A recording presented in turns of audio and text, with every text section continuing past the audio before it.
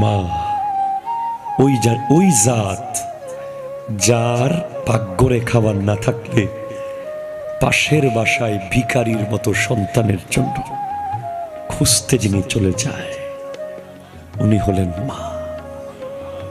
মা উনি যিনি সারা জীবন পোড়া ভাত খেয়ে জীবন কাটিয়েছে, আপনার পাতে পোড়া ভাত দেয় নাই, যার প্রায় সময় খাবার জুটেছে মাছের কাঁটা, প্রায় সময় জুটেছে রেখে আসা খাবার, কোনো মতে পড়ে থাকা খাবার।